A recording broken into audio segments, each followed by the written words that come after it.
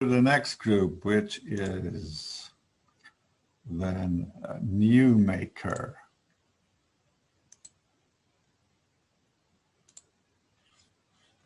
What did they do? Let's head first to profit and loss account. And we see, give us the details. Oh, here again, I can remember we talked about that in Q5. We started with the penalty of 2 million, and then it ramped up to 18 million, and it got a bit better, but not as much as I thought, because excuse me, could you please show the quarter 12? Yeah, very good. So that's, yeah, exactly. That's crucial. Q12, almost next to nil penalty, and you had to pay, okay, the consultancy, that's all right. And unfortunately, you had in Q9 and Q11 very good sales, and in Q10 and 12, it got a bit lower. Why was that? As we explained, we had a lot of unfinished production, especially about premium materials. Was if we couldn't sell on the market, if we had one more quarter, this number would bloom up. Right, because you can see if you would have kept this sales volume of about 80 million, that will result in at least 10 million more contribution margin. And if we would add 10 million at this profit and loss at the last quarter, you would have been break-even. So what is about the order stock? 300 million. This gives about next to 1.5 years you have secured business. That's huge. That's really huge. Because on average, if you have a company which has order in stock for 18 months, that is really, really great. So you have to be in some kind of business where you get huge contracts. So for installing some plants or something like that, normally you don't have such huge order stocks. What about the balance sheet? So we have to put 100 million, 100 million into it to have a positive equity capital. That's okay. You sold all your finished goods, which is good. You sold all your accounts receivable, so you did factoring heavily as well because you were in urgent need of cash. You sold your plant very, very soon in Q3 already to raise some cash. And what about your profit centers? Because you were in the Eastern market. No, you were just in the Central market. You made all your sales in the Central market, and you sold all 3 products: basic, classic, and premium. Here you can see very, very good. Because of the duration of the production duration for premium, which is 2 quarters, you always needed 2 quarters, and then you could sell 17, then nil, 30, nil, 50, nil. So it would have been good to produce machine 1 starting premium, next quarter machine 2 starting premium. So then you could sell in Q3 and in Q4 and would have much stabler sales. And the most business you made out of the relationship customers, not from the auction market. Let's go. Oh, interesting. Let's have a look at the last quarter. You sold on the auction market 1 piece for 5 million and made a negative contribution margin of -10%. What does that mean? A negative contribution margin. That means that you cannot cover your direct costs for producing it, for raw material and labor costs, not to mention all the other fixed costs. So you have to pay additional 500,000 to produce that and not covering any fixed cost for that. And you may remember the price for the spot market is 6 million. So why the heck did you offer such a cheap price for 5 million? Rahul, could you please explain? We didn't have any other option to, means we were not able to sell anything. No, everything was piled up in the premium segment, and we, as Hashim told, we got to know this fact that it takes 2 quarters to but produce premium segment. You know, you would have been better off not just keeping selling this contract. Because you make a negative contribution margin. So it would have been better not close this contract because you lose money. Okay. Yeah. Learning. Very good. Very good. Let's head over to the next one. And that is the Savvy Saxons.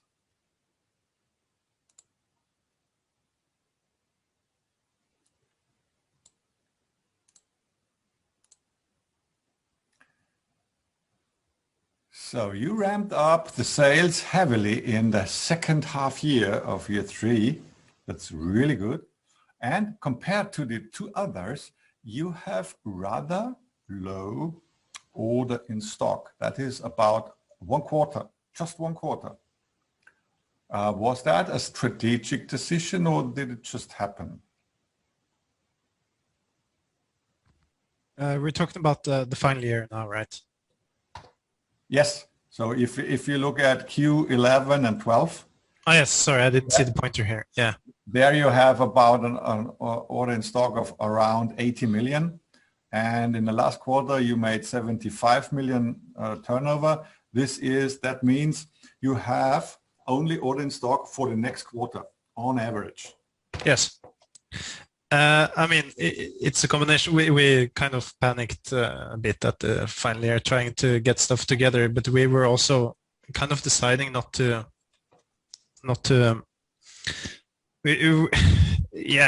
plan for the time that the simulation was not to cover. So after the final quarter. Given the delivery times for material are only 1 quarter as well, it didn't make sense to keep much in stock. So if I look at the penalty, you just paid once a penalty of 0.8 million, it's rather low, and then nothing. So you were capable of shipping all your contracts on time. That's very good. And you were in the second half year profitable, except Q12 is minus 6 million. But where does that come from? You have a huge depreciation of 15 million. What happened here? What did you do in Q12? I have no idea, to be honest. Nothing. What would trigger depreciation is a 10-year period. So how is it possible that could have all happened in 1 quarter? You sold your plant, I guess. So this is in the last quarter you sold the plant. Here in the profit and in the balance sheet, you see the plant was depreciated all the time. You sold one in Q8. So you bought one in Q5, then you sold one in Q8, and the first one you have got, you sold in Q12, and that was depreciated here. Which ruined. I think it was the sale and lease back in the quarter 12. Okay. So we had quite a good sales, and a contribution margin was quite well as well. I think the problem was there were no insurance in the quarter 12, so there was a damage of Ah, 7 million, and this is the reason of the loss. yeah. So Okay. that was like a random, some machine failed. So you have Yeah. But in the long run, I think it was quite good for you, because if you would have paid the insurance, it is 1 million per quarter. So you saved a lot of quarters, the insurance fee, and paid 7 million. But Yeah, we were thinking about getting the insurance after getting the hint that it okay. was increasingly more likely afterwards. But I mean, we just it became a habit not to check the marker for the insurance. So Uh-huh. And what was your basic strategy? Was that product leadership? no, it was cost leadership, but that didn't last for very long, to put it that way.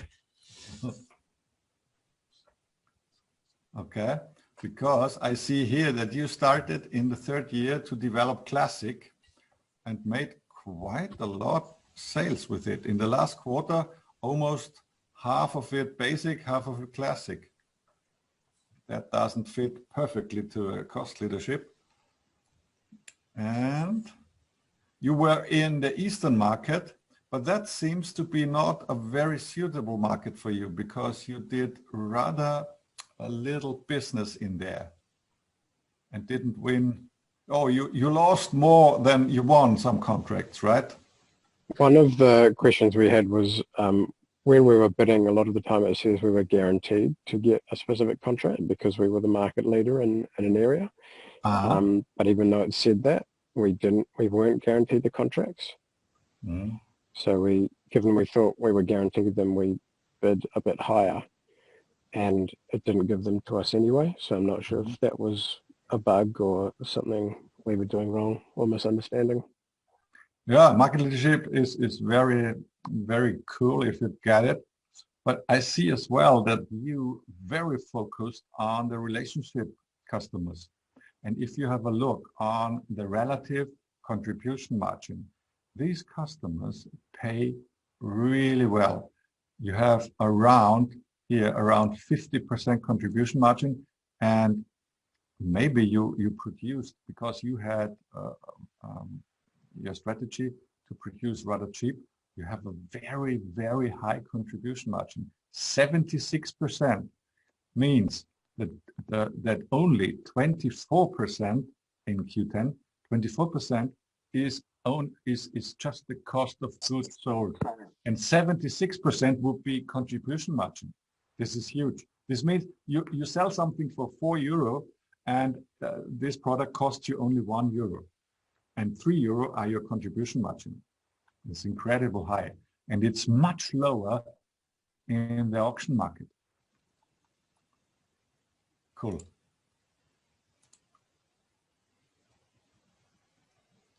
Okay, so then let's see, what have we got here? SIN P2.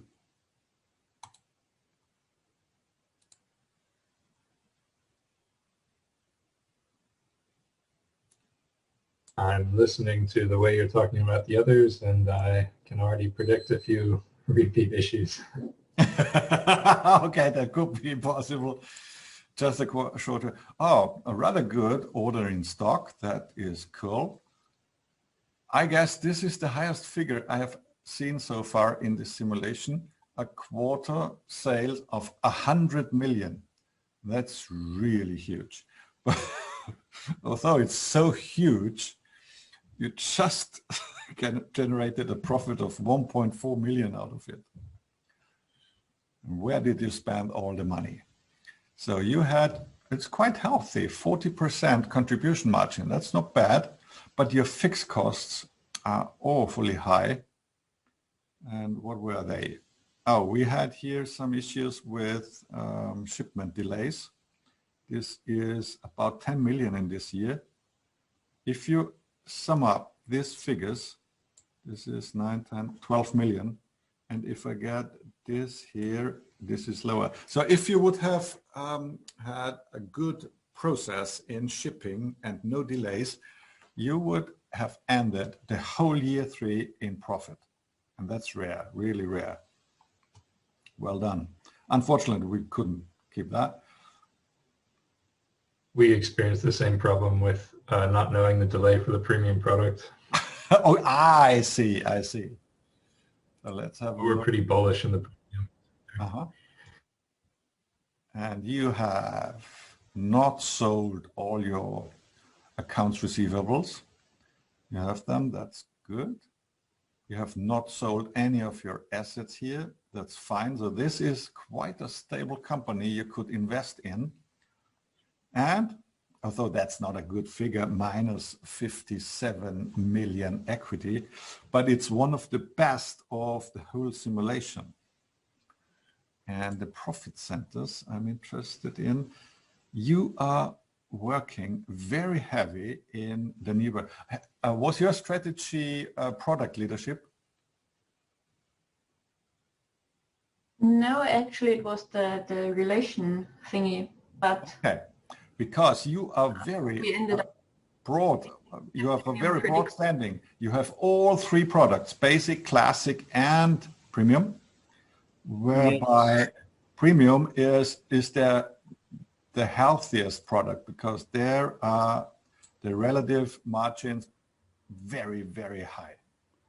Yes, we develop our product strategy as much as we can. Uh-huh. The key factor was over 100. I'm not sure if that was a mistake in the graph.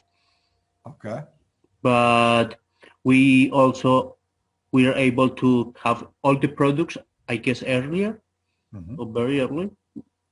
But we also have the surprise with the premium product that it takes 2 quarters to be produced.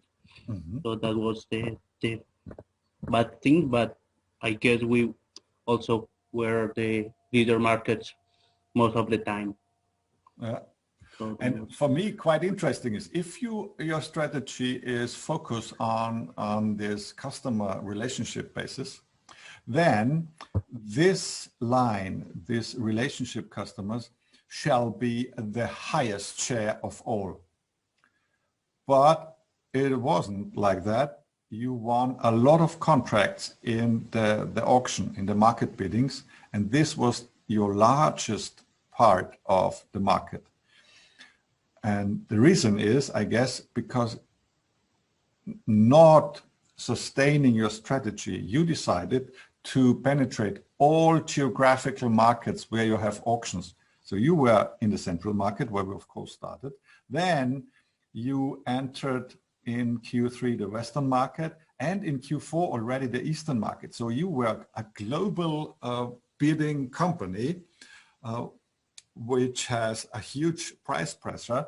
Obviously you managed to pick out quite good contracts in the central market, because I see that in the relative contribution margin here in the last half year.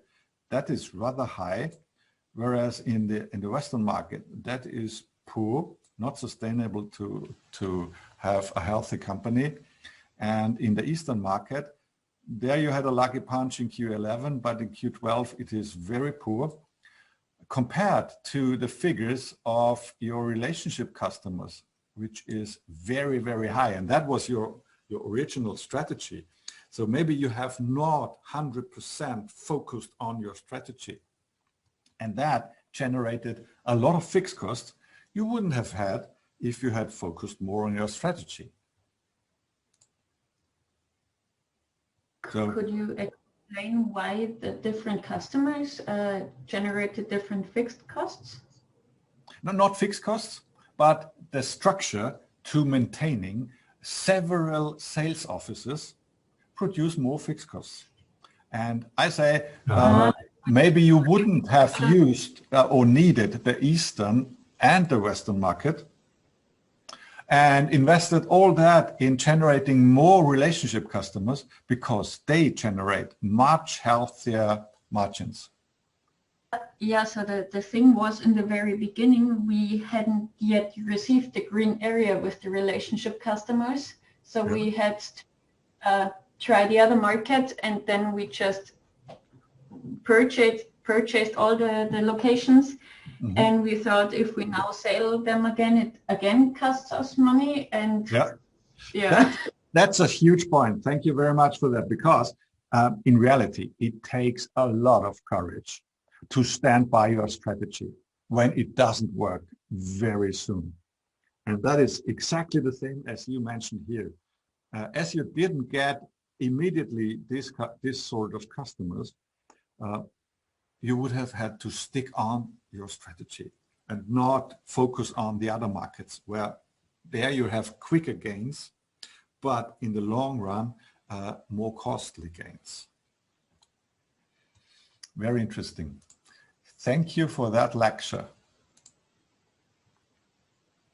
And I think it wouldn't last very long, because you were all almost profitable in the year 3. And I think if you can fix here and there some little issues, you will be very, very profitable. Okay. So then. But Aaron, I have a question. Yes. How do you say to stick to the strategy if there is no cash flow happening in the company? Because that's, in my belief, will be the directive forces to make any attempt to make some changes in the current. So how do you justify, like, how exactly would it be helpful? The thing is that if you discuss your strategy and say, let's go, let's do that, then you have to discuss as well, how long will it take? What is the time lag until this strategy will be successful? And maybe you have a wrong estimate and say, within 3 months we will be profitable, and reality shows, no, it takes at least 6 or 9 months. So then you have to discuss that. And the second part is, if you deviate from your original strategy and go to another area, that will cost you additional time to go in there, penetrate that, win customers, stuff like that. And the thing is, from a strategic point of view, you are totally defocused. You are hopping from one horse to the next one, which is showing up. And finally, you will end with total loss and maybe bankruptcy, because you just went from one spot to the next one, which is not working. That doesn't say that your original strategy will work, but it shows in history, whenever you stick to your strategy, you didn't come up with the strategy because of fun or luck or what else, but because you thought it through and you thought it's the best way to do. And then you have to stick to it. Every company who changes the strategy quite often is losing all the time. Okay. So, and then finally we come to our winner, which is GB Tech, which generated in year 3 huge profits.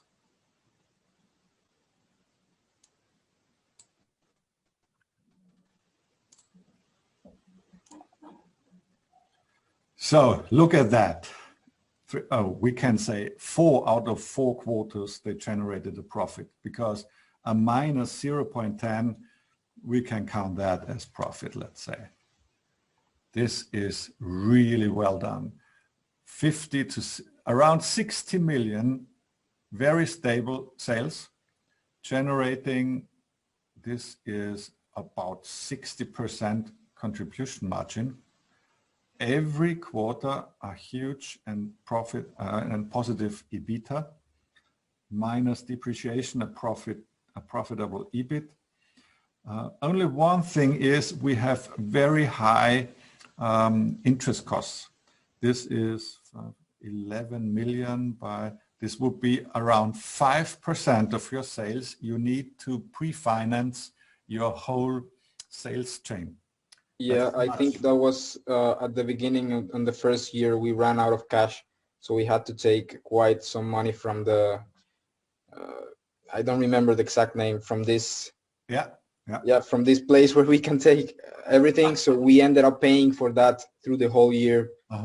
But yep. So from your working capital, that's quite good. You almost always used your raw material. Just in these 2 quarters, there was something left.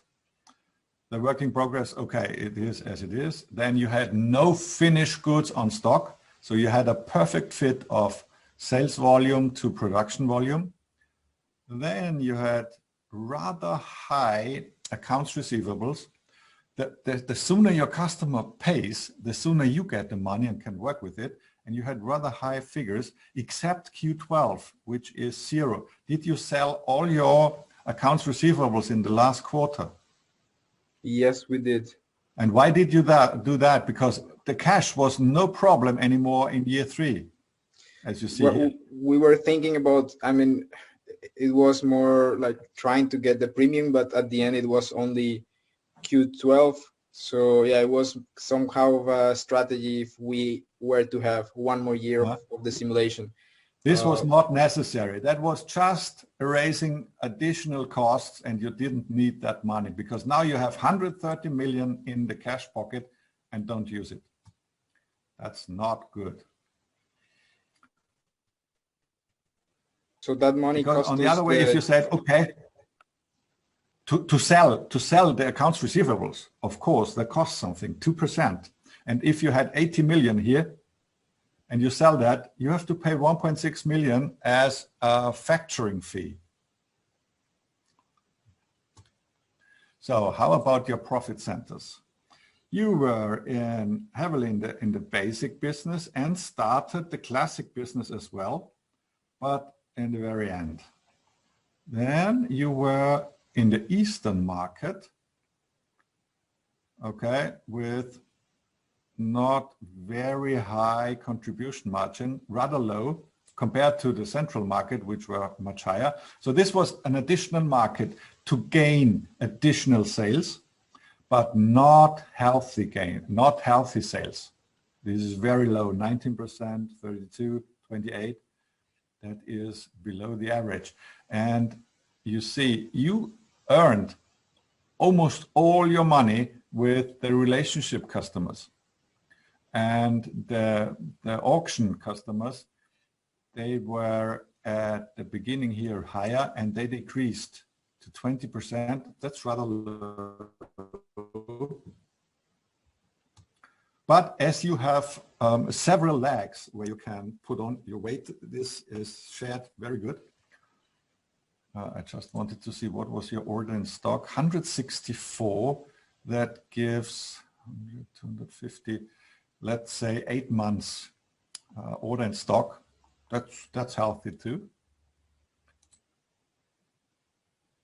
And your KPIs. Just wanted to have a look on the KPIs for the winner.